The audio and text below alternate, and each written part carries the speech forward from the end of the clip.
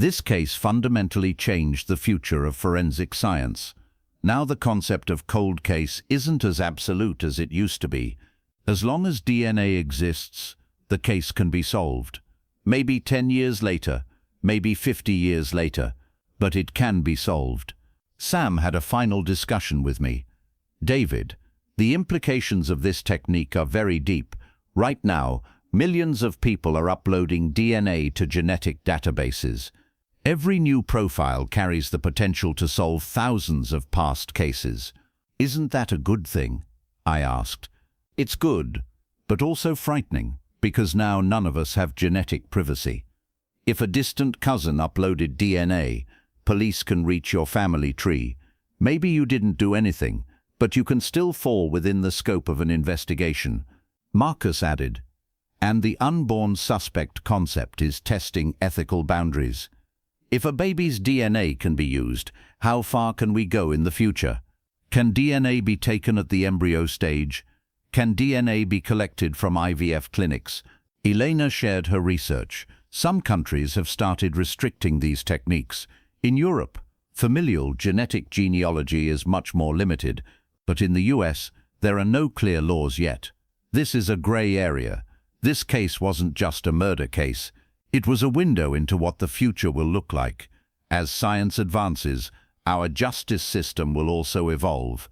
But this evolution will come with privacy, ethics, and rights balances. Did this story make you think? What do you think about genetic privacy? Is using an unborn suspect's DNA ethical? Share your thoughts in the comments. And if these kinds of in-depth true crime stories interest you, don't forget to subscribe to the Dark Case Files channel. See you in the next case. The unborn suspect case is a turning point in the history of justice. For the first time, the genetic information of a person not yet born solved a decades-old case.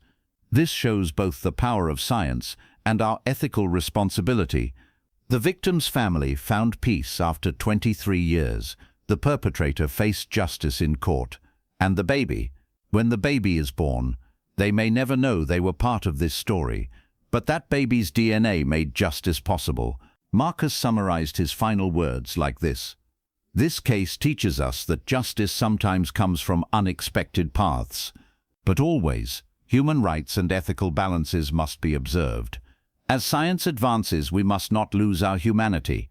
Sam added, "DNA doesn't lie, but how we use DNA is our choice.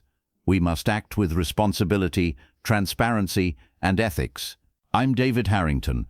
I've been doing this work for 24 years, and this case was one of the most extraordinary cases in my career. But one thing is certain, we'll see more cases like this in the future, because science never stops, and justice always finds a way.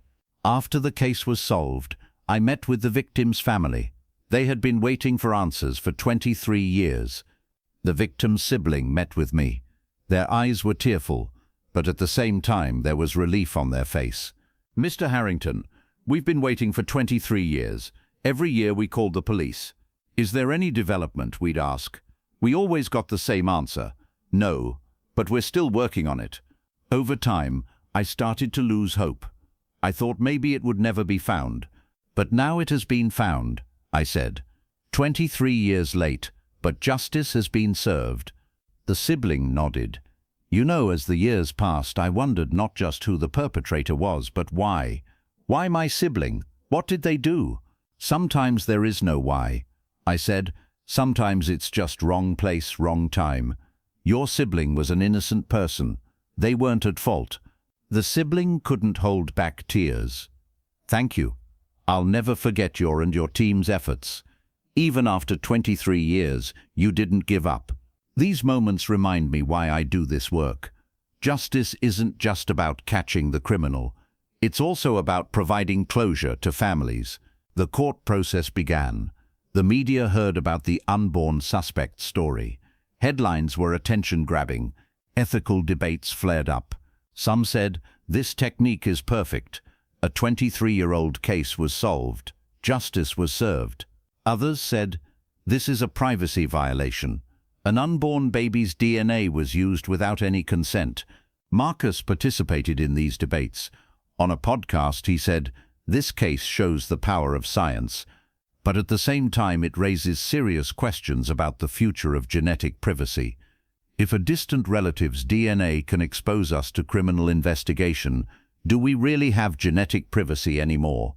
After being taken into custody, the suspect hired a lawyer. The lawyer said he would challenge the method of DNA collection. "Familial genetic genealogy is a controversial technique.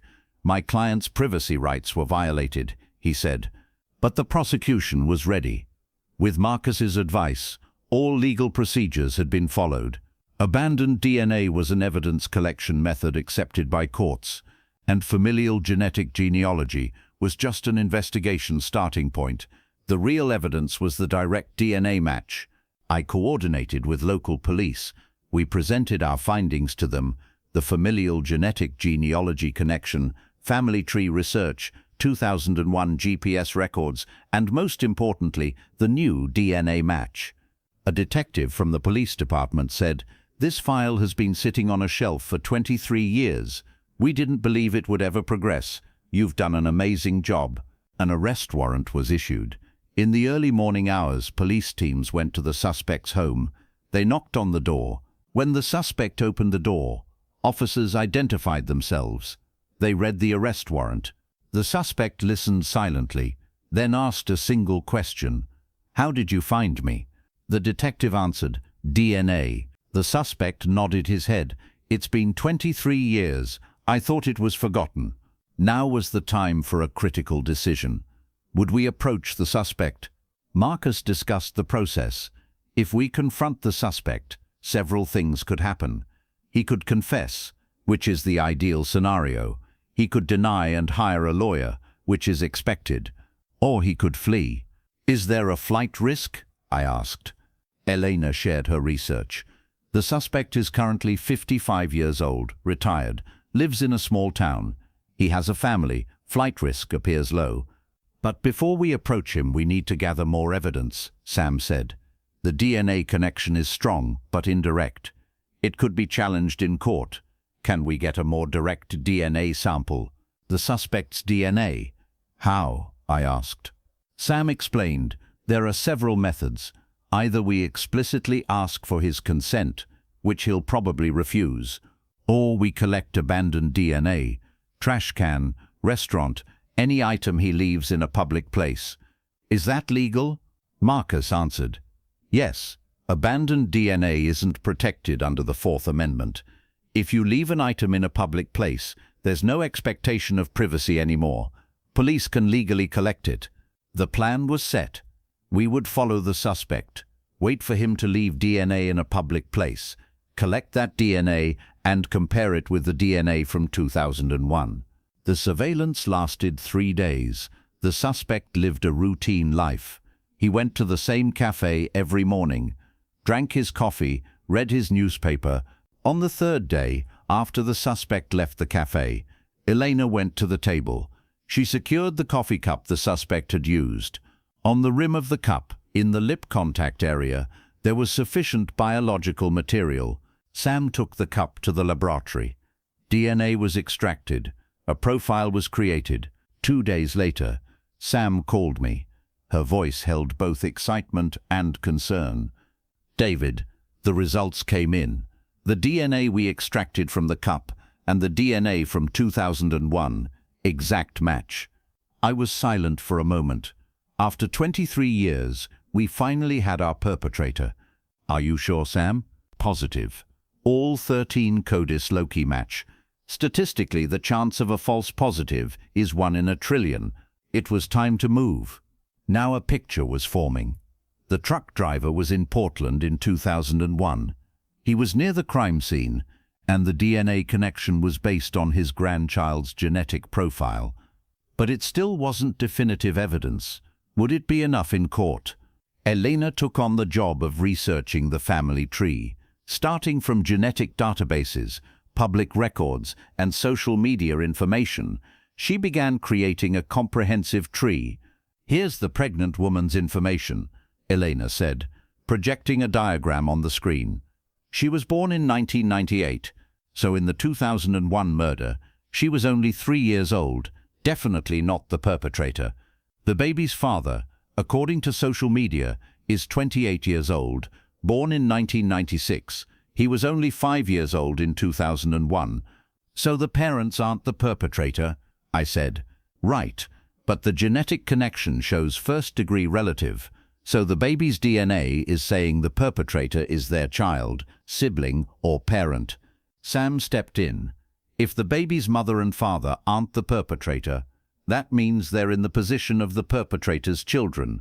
So the baby becomes the perpetrator's grandchild. Elena nodded. Exactly. Now let's look at the parents of the pregnant woman and her partner. Elena researched both families. She found records about the pregnant woman's mother and father. Same for the partner. There were now 4 potential suspects.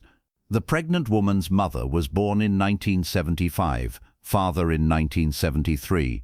Both were adults in 2001. Potential suspects, Elena said. The partner's parents? Mother born in 1970, father in 1969. They were also adults in 2001. 4 names, 4 potential suspects. But the genetic connection pointed to only one. Sam returned to the DNA analysis. The baby's DNA in the database carries genetic material from both mother and father, but the DNA in the 2001 case is a male profile, so the perpetrator is male. This rules out the pregnant woman's mother and the partner's mother. That leaves 2 men, I said, the pregnant woman's father and the partner's father. Elena continued. I researched both. The pregnant woman's father was living in Portland in 2001. He was a construction worker. The partner's father was in Seattle at the time. He was a truck driver. The one in Portland is more likely, I said. But not certain, Marcus added. A truck driver could come to Portland. Geographic profiling isn't a definitive elimination method. More research was needed. Elena began investigating the 2 men's movements in 2001. Old work records, address history, traffic records, everything. Days later, Elena came with a finding. David, I found the truck driver's work records from November 2001. He was doing long-distance trips at the time, and during that week in November, he had a route that passed through Portland, so he was in Portland. Not just that. I looked at vehicle GPS records, old records, but still in the archives. The truck stopped at a point very close to the area where the victim was last seen, on the evening of the murder. Sam made a suggestion. Let's build the family tree first. Maybe without reaching the baby's father, we can figure out who the perpetrator is using the genetic connection. Marcus added, and during this process, we need to make sure every step we take is legal. If we make a mistake, the case falls apart in court, and in such an unprecedented case, we need to work with consultants on how to proceed. At this point, I brought in Marcus Chen, our team's psychologist. Marcus has been working in criminal psychology and forensic ethics for 19 years. When I explained the situation to him, he took a deep breath. David, this is an unexpected situation. We're in a very sensitive area, legally and ethically, he said. Marcus explained the situation to us in his office. Familial genetic genealogy is already a controversial technique. Investigations are initiated using DNA information uploaded by distant relatives without people's consent. Privacy advocates oppose this, but it's helping us catch criminals. I said, yes, but there's another dimension here. An unborn baby's DNA is being used. The baby hasn't entered the world yet, has no legal status, no consent, and this baby's genetic information is leading us to open a criminal investigation into their parent. Sam interjected. But the baby isn't the criminal. The baby is just a connection. The real criminal is the baby's parent, someone who was an adult in 2001. Marcus nodded. I know, but the law isn't clear here. Can we use the genetic information of an unborn person as evidence in a criminal investigation? There's no precedent for this, he continued explaining to me. And another problem, familial databases. The pregnant mother uploaded her baby's DNA to satisfy her own curiosity. Maybe she wanted to learn family history. Maybe she checked genetic disease risk. But she never thought this information would be used by police. It must be written in the terms of service, I said. It is. But how many people read it, do you think? And in such a sensitive situation, are terms of service enough? Elena Cortez, our team's researcher, had also joined the meeting. Elena has a talented journalism background, despite being young. She's an expert in public records and FOIA requests. I researched this pregnant woman's identity, Elena said. There's limited information in the database profile, but I found her through cross-references. She's 26 years old, lives in Oregon, expecting her first baby. I looked at her social media profile. She has a normal life, works as a teacher. We'll need to talk to her, I said. Marcus objected. But what are we going to tell her, David? Are we going to say, hello, your unborn baby's DNA matches a murder case. Could the baby's father be a suspect? He was right. We didn't know how to have this conversation. We both fell silent for a moment. We didn't know what to say. The suspect hadn't been born yet. In fact, it wasn't even a suspect. Just a connection, a genetic clue. But this clue was leading us to the killer we'd been searching for 23 years. Sam continued. The centimorgan value is around 3,400. That means first-degree relative, either the baby's parent or sibling. But since the baby hasn't been born yet, it must be a parent. So the baby's mother or father is the perpetrator of the 2001 murder. Yes, or at least a close relative. In 2023, Sam Reeves, my team's forensic expert, reached out to me. Sam is a scientist with 12 years of experience in DNA analysis who worked in FBI laboratories. She said to me, David, we need to look at this old Portland case.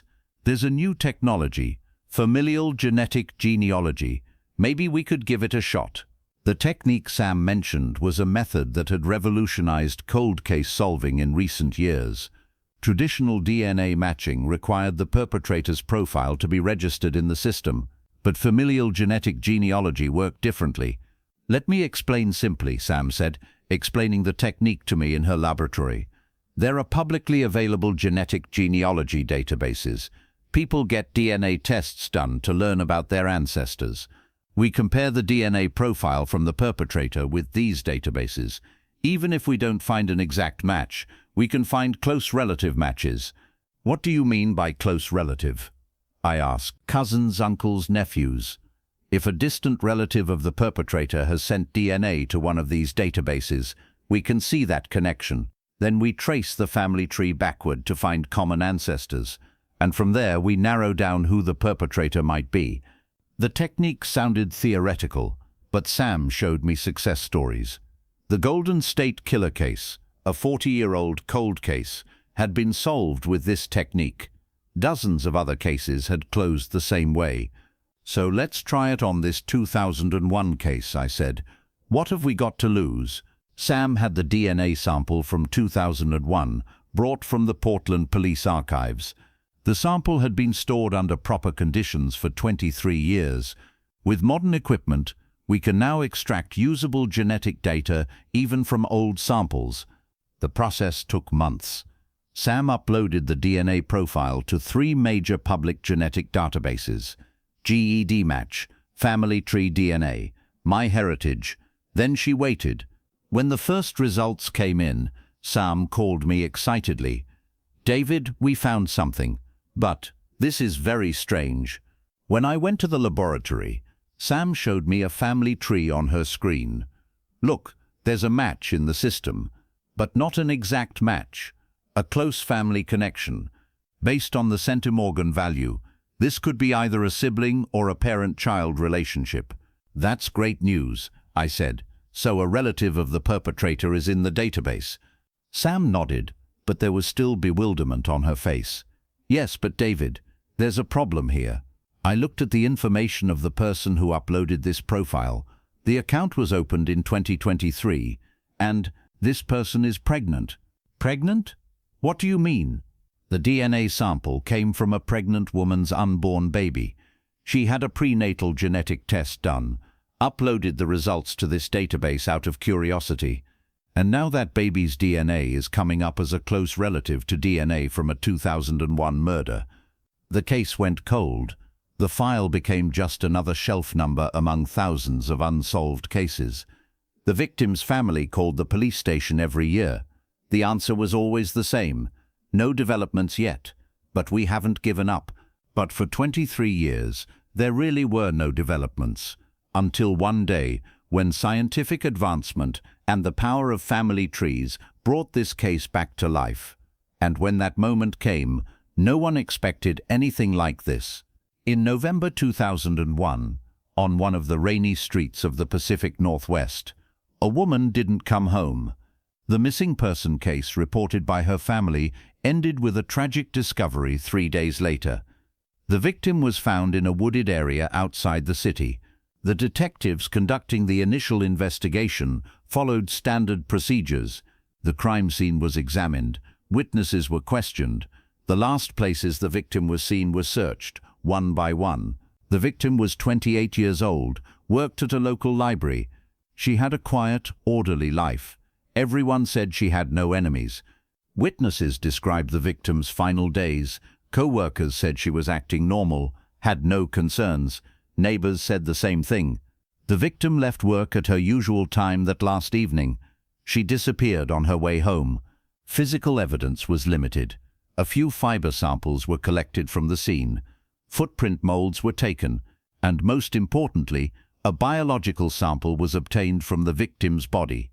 DNA technology in 2001 wasn't as advanced as it is today, but they still extracted a meaningful profile. Detectives entered this DNA profile into the CODIS national database. The system had thousands of registered profiles. Maybe there would be a match, maybe someone who had committed other crimes in the past. But the result? No match. Weeks turned to months. Months turned to years. The investigation team followed every lead. The victim's phone records were examined. Financial transactions were checked. Her social circle was thoroughly investigated. Nothing offered a path leading to the killer. A cold case, a groundbreaking DNA match. But the suspect? They're still in the womb. This incredible story plunges us into the complex ethical and legal battlefield that arises when cutting-edge forensic science reaches into the future. Get ready to question everything you thought you knew about crime and punishment. What city are you watching from today? This story will change the future of justice. Please don't forget to support us by subscribing. I'm David Harrington. I've been investigating crimes for 24 years. I worked at the FBI, solved hundreds of cases. But the story I'm about to share with you today is one of the most extraordinary cases I've ever encountered in my career.